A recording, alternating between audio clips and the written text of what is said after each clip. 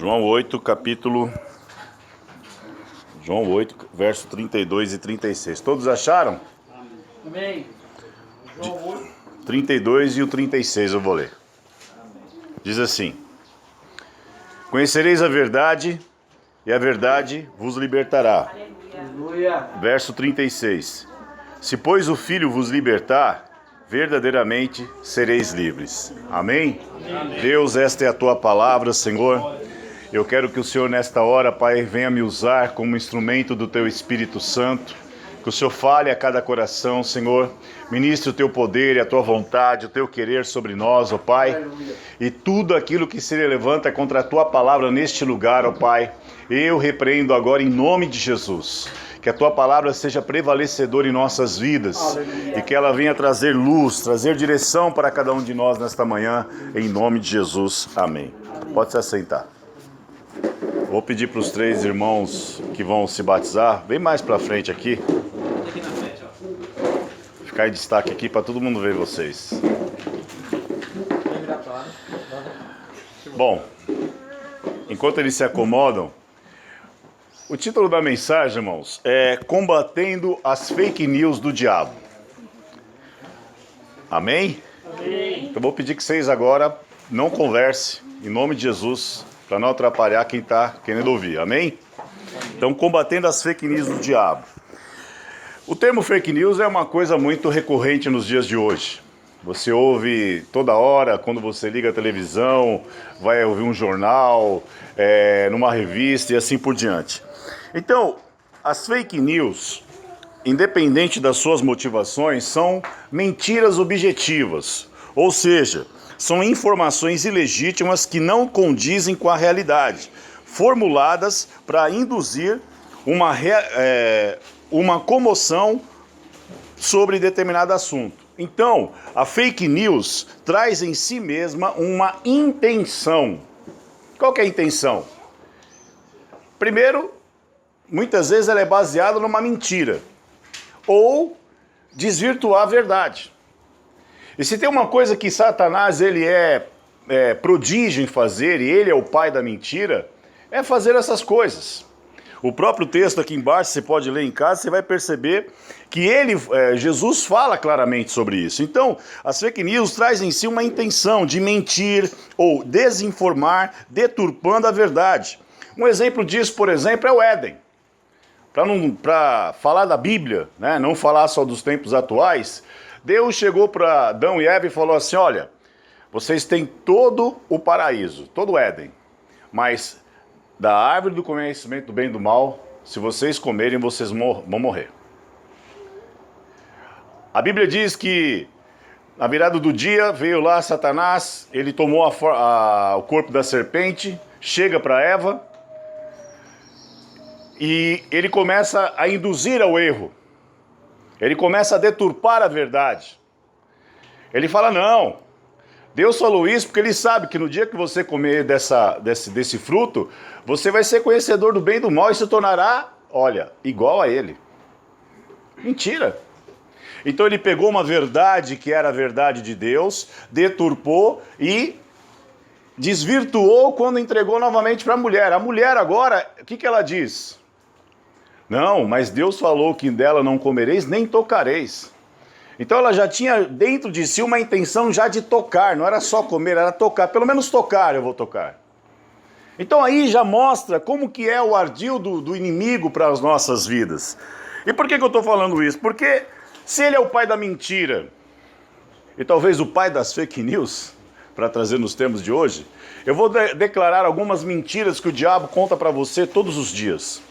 Mesmo você que está na igreja, principalmente vocês 3 que vão se batizar, todos os dias ele vai bombardear a mente de vocês, bombardear o coração de vocês e de todos vocês que estão aí, dizendo essas coisas para que você acredite e você não deve acreditar. Primeiro, teria várias, eu vou colocar só algumas. Pecado não existe. Ele é um mito inventado pelos religiosos. Mas o fato é, irmãos, que todos nós, por menor que seja, nascemos com a consciência do certo e errado. Nós temos uma consciência dentro de nós.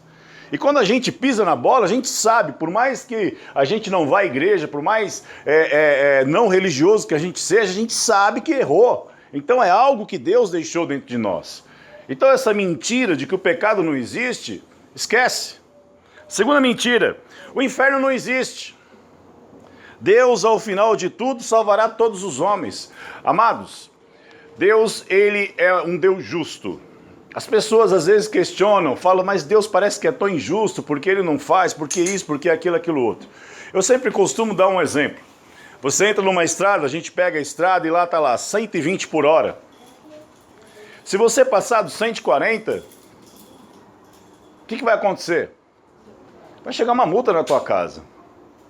Aí você vai dizer assim, não, mas o governo é injusto, como é que pode? Mas havia uma placa avisando, aqui o máximo é 120. Então se você ultrapassou, se você extrapolou os limites daquilo que a pista comporta, você está errado. E é justo você pagar o preço. Por quê? Porque muitas vezes, sem você perceber, você está colocando em risco a sua vida e a vida daquelas pessoas que estão à sua volta. Então é algo justo. Então essa coisa de que o inferno não existe, que Deus é bom e no final ele salvará todos os homens, mentira. Outra mentira, a Bíblia não é a palavra de Deus. Você ouve muitas vezes, mas isso aí foi escrito pelo homem. Mas aí você pega homens que viveram 600 anos, um longe do outro, 400 anos, com profissões diferentes, com realidades diferentes, numa sociedade totalmente diferente, falando das mesmas coisas, e muitos deles não tiveram contato entre eles. É óbvio que foi escrito pelo homem.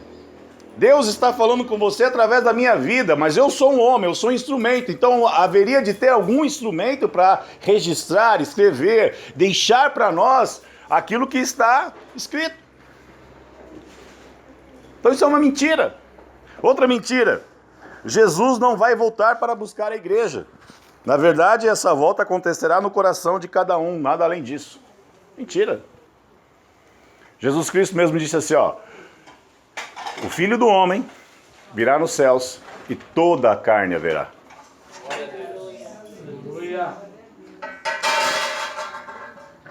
Quinta mentira, todos os caminhos, essa é a mais recorrente, né? Todos os caminhos levam a Deus. Isso significa que todas as religiões são boas e que todos os deuses, na verdade, é o mesmo Deus. Não, toda religião leva a Deus. Não importa se é isso, se é aquilo outro. Mas Jesus Cristo disse assim, eu sou o caminho, eu sou a verdade e eu sou a vida. Ninguém chega ao Pai a não ser por mim. Não tem pastor, não tem padre, não tem pai de santo, não tem líder de mesquita, não tem ninguém. Só Jesus pode te levar a Deus. Aleluia. Mentira. Outra mentira. Todo pastor é safado e desonesto. Vai sobrou para mim, né?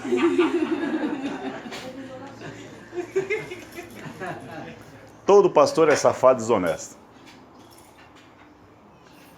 Eu tô com um carrinho velho, 2004, louco para trocar. E detalhe, eu não ganho o salário da igreja. Então enquanto Deus me permitir, não farei. Nunca direi que não farei, mas não farei enquanto Deus permitir. Agora, existe. Aí os bons pagam pelos ruins. Amém? Então, mentira. Sétima, a salvação é pelas obras. Não, se você for uma pessoa boa, se você for uma pessoa honesta, Amados, a palavra de Deus é clara. Todas as nossas justiças, elas são como trapo de imundícia perante o Senhor. Você pode fazer as obras maiores que você puder fazer. Você pode salvar 5.000 pessoas, dar de comer para muitas crianças, mas isso não vai te levar para o céu. O que vai te levar para o céu é a tua fé. E a fé em Jesus Cristo. Oitava mentira. Essa é talvez a pior para a tua vida como um todo e para o teu dia a dia, principalmente vocês que estão se batizando. Porque vem as lutas. Aí o diabo diz para você assim, Deus não te ama. Deus não te ama. Aí você peca, você erra, você enfrenta os seus conflitos diários, você percebe as suas dificuldades como ser humano, você percebe as suas dificuldades, às vezes na sua desvirtuação de caráter, você percebe as suas dificuldades de fazer determinadas coisas, você se acha incapaz, você começa a se limitar, aí vem o diabo e diz para você, Deus não te ama. Porque você é isso, porque você é aquilo outro. Amados, eu quero te deixar uma coisa muito clara.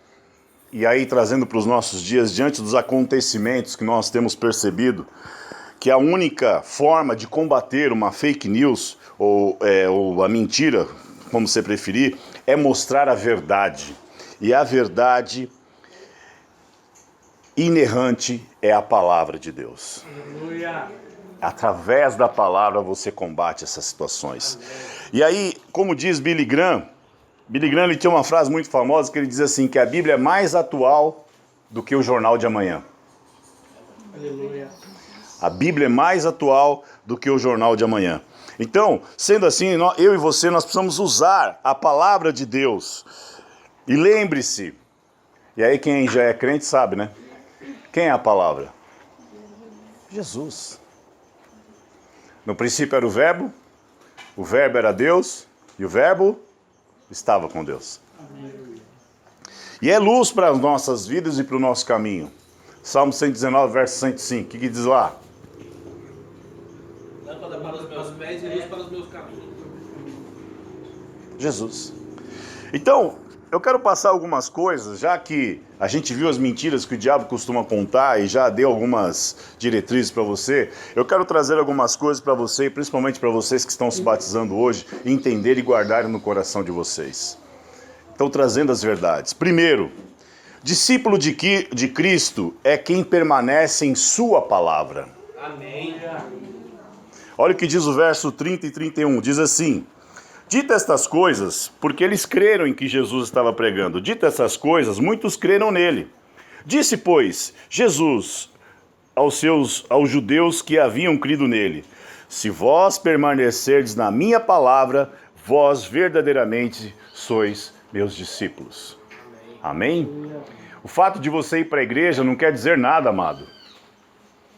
O que vai te tornar um discípulo de Cristo é você permanecer na palavra dele. O que vai te tornar um discípulo de Cristo é primeiro permanecer, ou seja, ficar, insistir. Vem guerras, vem lutas, vem dificuldades. Não pense vocês três que estão aqui que vocês não terão dificuldades. Não pense vocês três que vocês não terão vontade de desistir. Eu, como pastor, diversas vezes já pensei em chutar tudo para o alto, largar tudo, dar um tempo, fazer milhões de coisas, mas só que uma coisa dentro de mim, que é o Espírito Santo que estava sendo ministrado aqui, é que me move a permanecer. Porque eu sei que estando fora eu não sou discípulo. E a única forma de ser discípulo é permanecer. É estar na palavra, é viver a palavra. É pagar o preço pela palavra.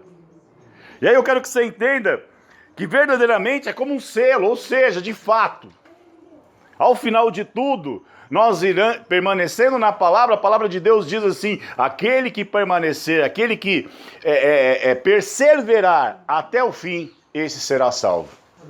E aquele que permanecer até o fim, darei a coroa da vida. Segunda coisa, o conhecimento da verdade liberta. Aleluia. Amém ou não amém? Amém. Eu cresci ouvindo que leite com manga faz mal, né? Amém ou não amém? Amém. E eu amo manga. Eu lembro que quando eu era boy, já com uns 19 anos, tinha uma lanchonete ali na rua direita com o Largo da Misericórdia, que era suco de tudo quanto é fruta que você imaginar. Aí um dia, e esses sucos eram feitos com leite. Ele deixava, você quer com leite ou com água? Aí eu cheguei e falei, quero um suco de manga. Ele fez a bendita pergunta, com leite ou com água? Aí minha cabeça deu um nó. Ah, mas vou morrer. Ou seja, é uma mentira. Você percebe? Aí eu falei, eu vou tomar com leite esse troço aí, que vai ficar cremosinho e vamos ver. Se eu não morrer. E eu não morri, tô aqui. Até engordei bastante dessa época para hoje. Glória a Deus. Mas o que eu quero dizer com isso é que muitas vezes uma desinformação, uma informação errada te prejudica. E por isso que Jesus Cristo diz assim, que conhecereis a verdade e a verdade vai te libertar. Aquilo para mim foi uma libertação. Porque eu percebi que aquilo que foi me ensinado é mentira, e muitas vezes aquilo que é te ensinado, que vai sendo passado para você, que vai sendo trazido para você, é muitas vezes uma situação que vai te prendendo a coisas que não tem nada a ver com aquilo que a palavra de Deus diz. E por isso que o verso 32 diz assim, e conhecereis a verdade, e a verdade vos libertará. Porque quando você começa, mas qual verdade? A minha verdade ou a sua verdade? É tão bonito, né? As pessoas só... Eu tenho a minha verdade. Não é assim? Não importa com o que as pessoas digam, eu tenho a minha verdade, é a minha história, é a minha vida. Mas, amados, nós vivemos num tempo, num mundo, em que Deus nos proporcionou tanta coisa. Olha que lugar lindo, maravilhoso. Aí as pessoas acham que ser crente é uma coisa do outro mundo, é quase ser um ET de Varginha, não é assim. A verdade que Jesus está falando é a palavra. Aleluia.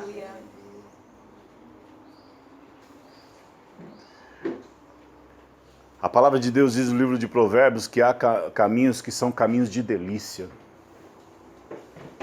A melhor coisa que tem para um ser humano é poder chegar no final do dia, colocar a cabeça no seu travesseiro e dormir tranquilo. A melhor coisa que tem para um ser humano é saber que há um futuro para a vida dele. E quando eu digo futuro, é um futuro de eternidade. Então qual verdade? Em qual verdade você se baseia? Em qual verdade você se pauta? E Jesus Cristo está dizendo assim, conhecereis a verdade, e a verdade vos libertará, mas a verdade é a palavra. E aí eu quero que você entenda que liberta porque é a revelação de Deus. Deus, Ele está se revelando para vocês nessa manhã.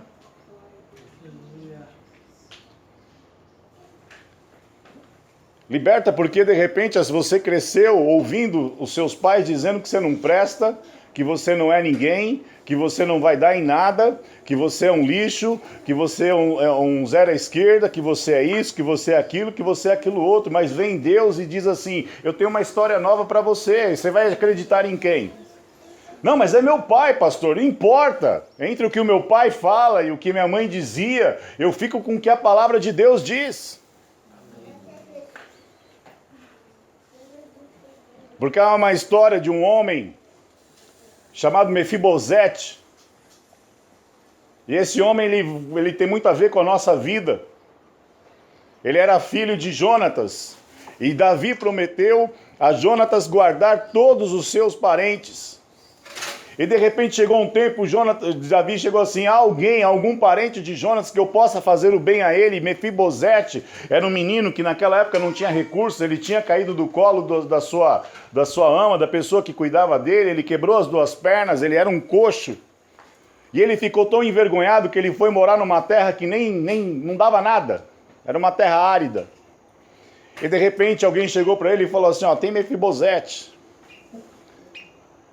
E Davi diz assim, manda buscá-lo. E Mefibosete vem a Davi, chega lá perante Davi e fala assim, a partir de hoje, você vai sentar na mesa comigo, você vai comer da minha comida e você vai morar no meu palácio. É isso que Deus faz com você. As pessoas não entendem, amados. Não entende como que uma pessoa era isso, era aquilo outro, pode dar várias qualificadoras ruins e de repente aquela pessoa está na igreja e se transforma e vira uma outra pessoa. As pessoas não entendem. Por quê? Porque é Deus. Porque o que o homem quer é o pior para você. Verdade. E o homem sempre tem uma ficha corrida sua. Mas você é assim, mas você é assado, mas você. Fica com a palavra, irmão. Porque Deus olha para as suas dificuldades, olha para o seu coração, sabe quem você é, sabe de fato as suas mazelas, mas mesmo assim Ele traz a verdade sobre a sua vida para te libertar dessa história e promover uma nova história na tua vida. Aleluia. Por isso que conhecereis a verdade e a verdade vos libertará. E aí, eu quero que você entenda, num tempo que a gente ouve tantas coisas, A palavra de Deus, ela está acima de ideologias. A palavra de Deus, ela está acima até mesmo do politicamente correto, coisas que vocês ouvem no dia a dia hoje, que de algum tempo, em algum momento você ouviu. A palavra de Deus está acima de qualquer ideologia humana. A palavra de Deus está acima de qualquer sentimento humano, qualquer sistema humano. Nada se compara ao reino de Deus, porque no reino de Deus é assim. A palavra de Deus diz assim, ó, aquele que quer ser o maior, sirva a todos. Onde que você aprende isso?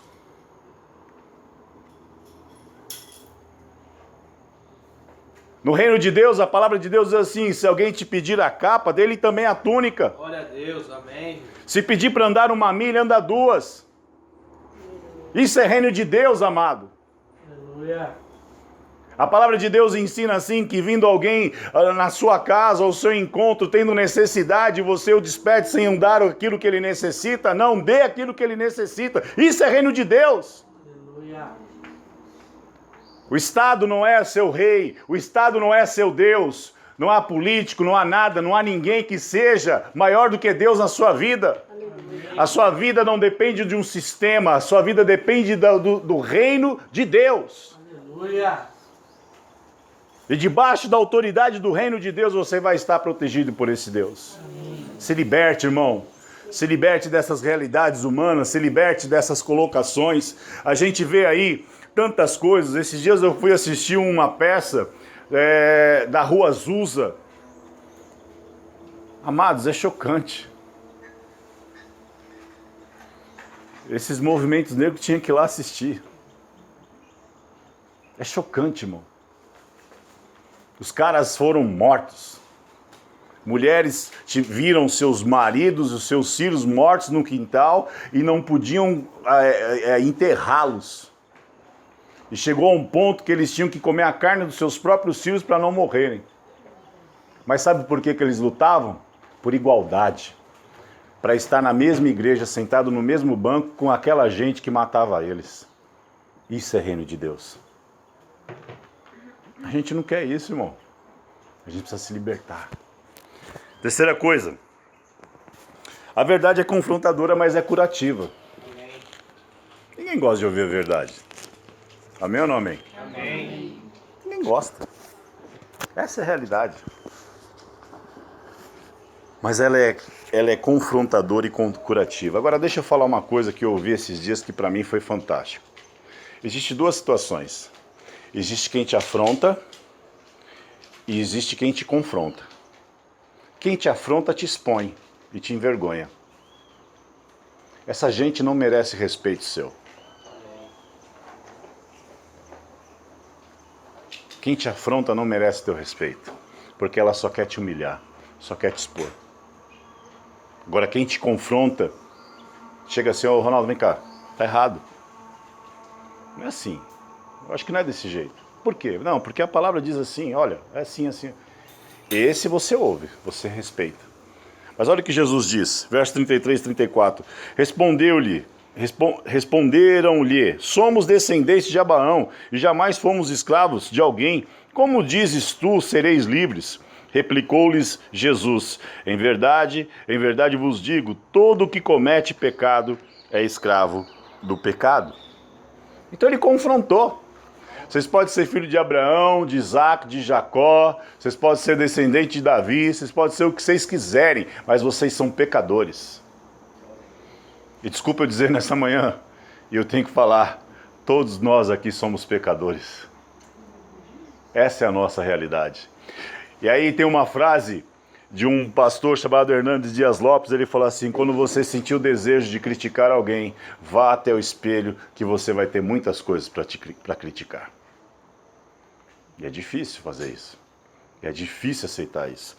Agora perceba, eles se valiam da religiosidade, da tradição e direitos apenas. Num tempo que a gente só fala de direitos, tudo é direito. Não, quero meus direitos.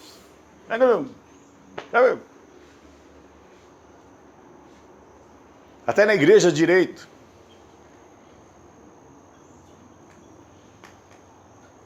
A gente não canta, preciso de uma bênção, não vou desistir. Eu não vou sair daqui. Deus me... E se Deus não tocar? E se Deus não der? Fica lá. Irmão, a gente precisa entender quem é quem nessa relação. Deus é Deus e nós somos apenas servos. Amém. Deus sabe que tem coisas que Ele pode dar para você que vai prejudicar a tua vida espiritual. Eu conheci uma história de uma pastora que ela era cadeirante e ela dizia assim, as pessoas iam orar por ela, ela falava assim, olha, pelo amor de Deus, para de orar por mim, porque se eu levantar dessa cadeira eu vou pro inferno. Porque eu sei que se eu levantar dessa cadeira eu vou voltar para a vida que eu tinha e eu voltando para a vida que eu tinha eu vou perder minha salvação. Então as pessoas precisam entender. Agora, eles se variam da religiosidade. Agora, Jesus traz uma verdade indigesta. Qual é? O pecado. Jesus, quando foi encontrar uma mulher num poço, ele chegou para a mulher samaritana e falou assim, olha, me dá de beber. Ela falou assim, como diz, sendo tu judeu, vem falar comigo. Ele falou assim, ó, se você soubesse quem te pede água, você pediria e ele te daria água e jogaria a água do seu interior. Aleluia. Aí Jesus faz uma perguntinha, e seu marido? Como assim, meu marido? Aí Jesus disse para ela, diz bem, você já teve 5 maridos e esse que você tem não é seu. Pecado. Aí a palavra de Deus vem, aí as pessoas, de repente a realidade da vida vem e confronta a nossa história e coloca diante de nós a nossa realidade e nós vamos entender quem nós somos nisso tudo, porque nós somos limitados, nós somos pecadores e por isso carecemos de Deus em nós. Por isso que, e o pecado, ele é como um tutor, ele é como um flagelo na nossa vida, ele te aprisiona, ele te amargura, ele te torna um prisioneiro daquela condição. Se você acha que isso é mentira, que eu estou exagerando, que eu estou extrapolando naquilo que eu estou passando para você, veja a situação de um drogado. Eu não sei se vocês já tiveram um drogado na família. A pessoa ela é boa, ou talvez uma pessoa que tem problema de alcoolismo, você senta com ela, ela conversa sobre tudo, é inteligente, ela expõe, ela às vezes tem uma boa profissão e ela fala e conversa sobre qualquer tipo de assunto tal, mas se ela beber, acabou. Por quê? Porque é uma prisão, porque o pecado ele aprisiona. E aí eu quero que você entenda, Jesus ele não veio nos afrontar, ele veio nos confrontar. Porque Jesus ele não pega o pecado do Diego, chega na congregação, chega na igreja e expõe assim, ó, o Diego é isso. Não, Jesus chega no íntimo dele e fala assim, meu filho, você precisa mudar, porque é assim, assim, assado. Aleluia.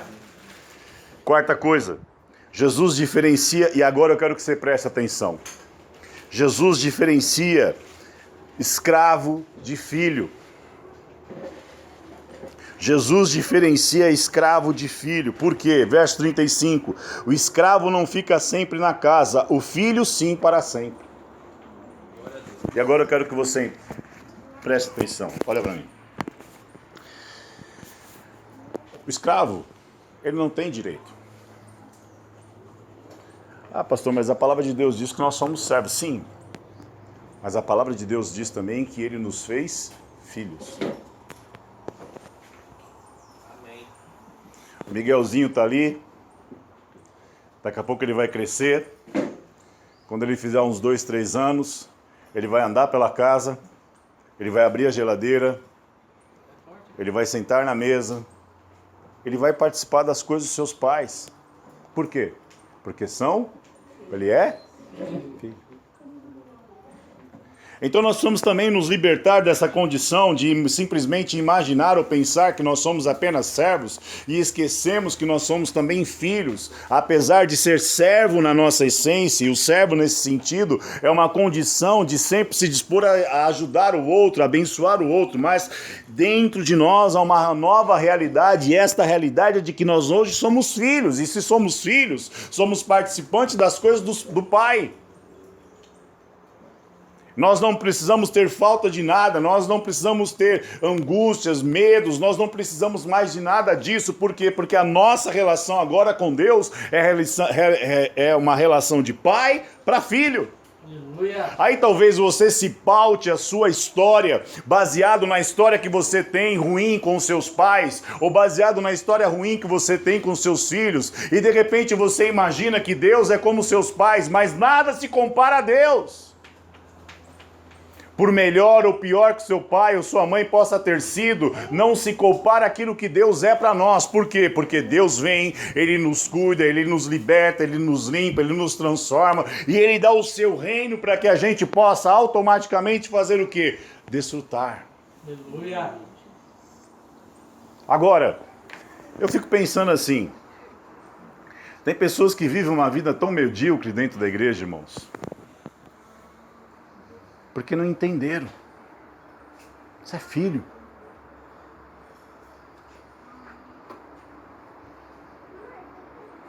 Tudo que você precisa, Deus já tem.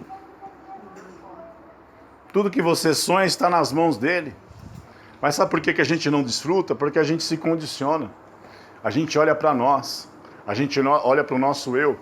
Às vezes, irmãos, desculpa eu dizer o que eu vou dizer para você, e eu quero que vocês três principalmente entendam isso. A gente às vezes tem que parar de olhar para o nosso umbigo, às vezes a gente tem que parar de ouvir o que as pessoas dizem sobre nós e se focar na presença e no poder de Deus que opera na nossa vida e entender que nele nós somos filhos e ele é o nosso pai e que nele nós podemos desfrutar das coisas que ele tem para nós. Aleluia. Olha para Jesus.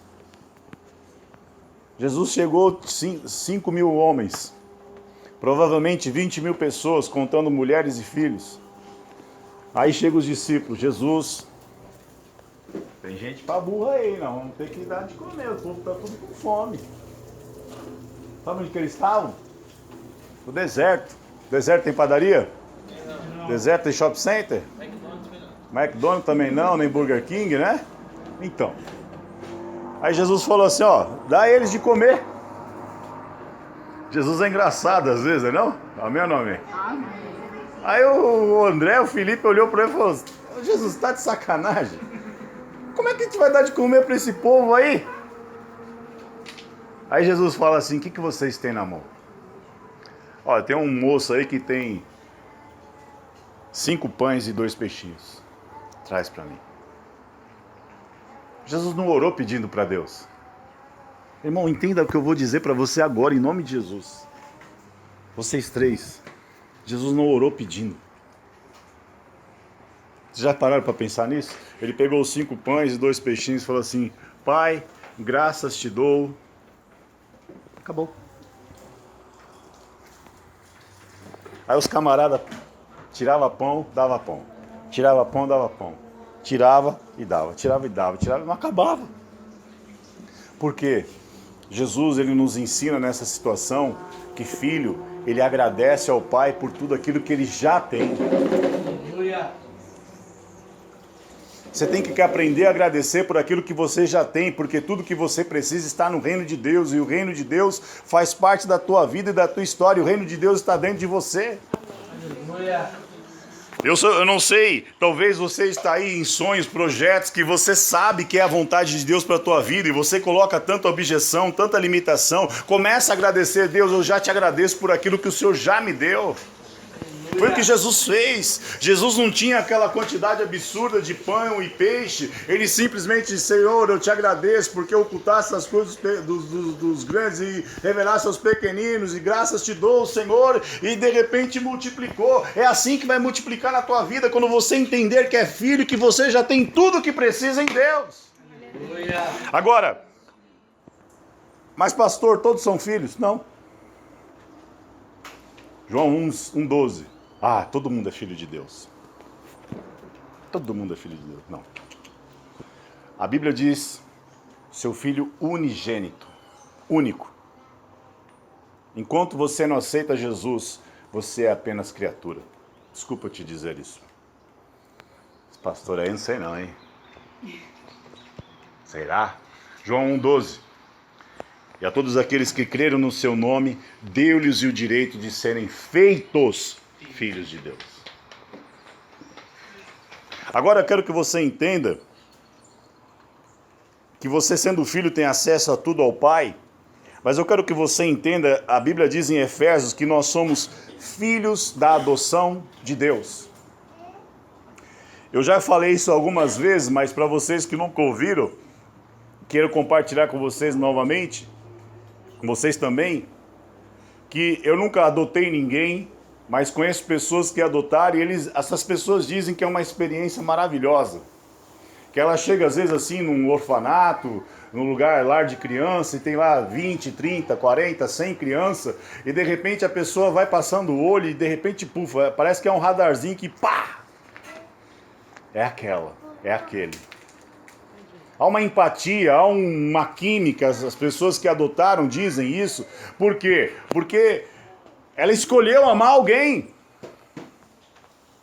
E se nós somos filhos da adoção de Deus, eu quero que você entenda que Deus escolheu te amar. Aleluia. Deus, no meio de 7 bilhões de pessoas, Ele passou os olhos sobre tanta gente, tantas pessoas, tantas outras pessoas. Às vezes você vai estar na igreja dizendo assim, não, fulano é melhor que eu, Beltrano é melhor que eu, eles poderiam estar aqui, eles falam melhor do que eu, eles cantam melhor do que eu, eles tocam melhor do que eu, eles poderiam estar aqui, mas só que Deus escolheu você. Aleluia. Deus escolheu amar você. Glória a Deus. E é você que é o filho da adoção de Deus. Mas por que não é outro? Eu não sei, não tenho explicação. Eu só sei que Deus te amou e te escolheu. E aí eu quero que você perceba, irmãos, que você sendo filho, mesmo que seja adotivo, você é participante de todas as coisas que estão na presença de Deus. E olha o que diz o verso 35. O escravo não fica para sempre na casa, mas o filho, sim, para sempre. Aleluia. E para a gente encerrar,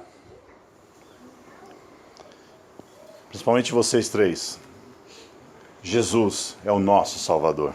Amém. Glória a Deus. Verso 36. Se, pois, o Filho vos libertar, verdadeiramente sereis livres. Agora, uma das coisas mais difíceis é amar alguém que não merece. Nós não merecemos, irmãos. Nós não merecíamos. Aí eu faço uma pergunta para você. Jane e Rodney, você daria seu filho para morrer pelo Fernandinho Beiramar? Não. Pelo Lula? E pelo Bolsonaro? Pô, sacanagem isso aí, hein? E pelo um juiz do STF? Não. E pelo noinha da tua vila? Não. Você que é pai, você que é mãe, você daria seu filho para morrer por alguém que não mereceria? Não. Mas a gente sempre condiciona o outro a não merecer. Mas nós merecíamos? Não. Todos nós que estamos aqui hoje, temos coisas na nossa vida que a gente tem vergonha de falar. De coisas que nós fizemos pela nossa própria vontade.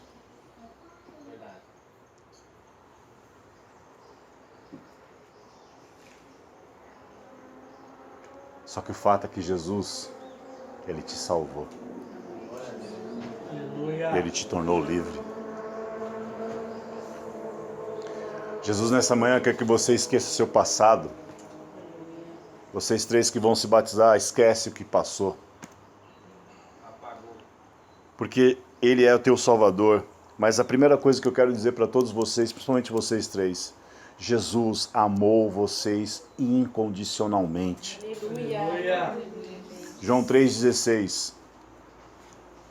Porque Deus amou o mundo de tal maneira que deu o seu Filho unigênito para que todo aquele que nele crê não pereça, mas tenha a vida eterna. Amém.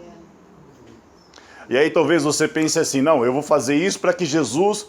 Não há nada que você faça a mais e não há nada que você faça a menos que faça com que Deus ame mais ou menos vocês. O amor de Deus é incondicional. Porque vocês vão pecar, vocês vão errar, vocês vão talvez no futuro cometer coisas que vocês vão se envergonhar, mas isso não fará com que Deus ame menos ou mais vocês, porque o amor de Deus ele é incondicional. Não há uma condição para que Deus o ame, Deus te ama como você é. Mas eu sou tão falho, pastor. O resto é com Ele. Ele te dá o Espírito para te regenerar. Uma outra coisa que eu quero que você entenda é que Ele te salvou pelo seu sangue. Aleluia. Quando alguém é sequestrado, é dado um preço por aquele alguém. 500 mil, 1 milhão, depende, enfim. E para nós talvez seja um preço alto. E eu quero que você entenda que o preço que Jesus pagou não foi para o diabo, porque esse é um engano que muita gente acha que é realidade. Não, Jesus não pagou um preço para o diabo, Jesus pagou um preço para o próprio Deus. Porque lá em Colossenses, capítulo 2 diz assim, que o escrito de dívida que havia contra nós nas ordenanças, ele encravou na cruz. Glória a Deus. E João 19:30 diz assim, está consumado. É como se Jesus dissesse assim, olha Rodney, o preço foi pago por você. Olha Jane, o preço foi pago por você. Olha Nete, o preço foi pago por você. E o preço foi pago por todos vocês. Aleluia. Agora eu quero que você entenda que esse preço foi o preço de sangue. Não foi com coisas corruptíveis, mas foi com o precioso sangue de Jesus Cristo que nós somos salvos. A terceira coisa é que Ele te libertou. Amém. Total e completamente.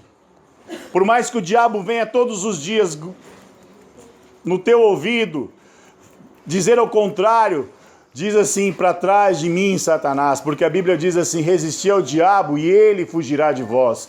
Mas a palavra de Deus diz assim, que ele nos transportou do império das trevas para o reino do Filho do seu amor. O diabo não tem mais domínio sobre a sua vida. O diabo não pode nem mesmo mais te tocar, porque a palavra de Deus diz que aquele que é nascido de Deus, o maligno não o toca. Aleluia. Aí fica os crentes, aí porque o diabo, aí porque o diabo, aí porque o diabo. O diabo não tem poder sobre a tua vida, meu querido. Aleluia. O diabo não pode nem tocar.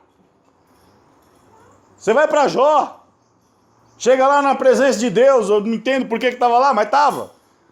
Aí Deus vira para o diabo, você viu esse meu servo Jó? Homem temente, fiel, que guarda os mandamentos do Senhor. Aí o diabo, Satanás... sem vergonha que é, ele é assim porque só dá tudo pra ele. Tira o que ele tem pra ver se ele não te nega a tua face. Aí Deus falou assim, então vai lá, tira tudo que ele tem, só não toca na alma e no corpo. Pense, irmão. Agora a pergunta que eu faço pra você, só um parêntese. Deus poderia apostar em nós? Será que Deus poderia apostar na minha vida? Deus poderia apostar na sua vida diante do diabo? Pense. Vamos trazer para o nosso dia. Jó é mais ou menos como o tal do Constantino, dono da Gol. Grande empresário. Porque o Constantino tem várias, além da Gol, né, várias empresas de transporte rodoviário.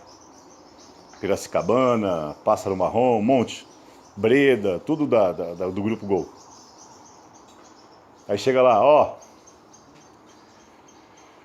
não sei o que aconteceu, juntou um povo aí, queimou tudo suas garagens, seus ônibus foi tudo pro beleléu. Meu Deus do céu. E os ônibus que estavam na estrada? Não sei. Quebrou, uns bateram, perdeu tudo. E os aviões? Não sei também, caiu. E os que tinha no hangar? Sei lá. Eu não sei, não me peça explicação, queimaram tudo. Misericórdia. Aí chega um outro, sabe suas fazendas? Tinha lá umas plantação, uns gado lá, uns cavalos e tal. Queimou tudo. Não tem mais nada. Acabou. Pensa, irmão. Aí chega o terceiro. Sabe seus 10 filhos? Morreu tudinho. Sobrou ninguém. Só ficou só mulher. Pensa, irmão. Pense, irmão. A gente ri, mas é sério. Imagine você num lugar, não sei, imagino eu, 10 caixões de 10 filhos seus. Fora tudo que você perdeu. Do dia para a noite você é um miserável sem filhos. Eu estou falando tudo isso porque Deus permitiu tocar. Se Deus não permitir tocar, o diabo não pode fazer nada em você. E se Deus permitir tocar, há um propósito de Deus que lá na frente será recompensador para a sua vida. Porque a Bíblia diz, no livro de Jó 42, ele diz assim: nenhum dos seus planos jamais serão frustrados. E o próprio Jó diz assim: antes eu te conhecia de ouvir falar, mas agora de contigo andar. Eu sei o Deus que tenho, meu Rei, Senhor e Pai. Porque a Bíblia diz que no final de tudo, Deus restituiu em dobro tudo que Jó tinha. Mas Deus te libertou. 2 Coríntios 5,17. Quem sabe o que está escrito lá? Ô irmão, já foi umas par de vezes na igreja, hein?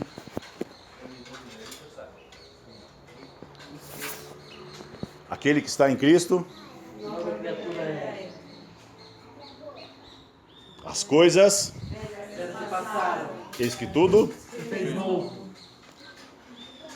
Então por que você vive no passado? Ai, que falaram isso pra mim. Ai, porque minha mãe falava. Porque não sei o quê. Deus tem vida nova para todos nós aqui hoje, nessa manhã. Aquele que está em Cristo, nova criatura é. É uma nova identidade. Há uma nova história. Deus tem história nova para cada um de nós que aqui estamos, irmãos. Eu não sei, talvez você não conheça Jesus, mas independente de você conhecer Jesus ou não,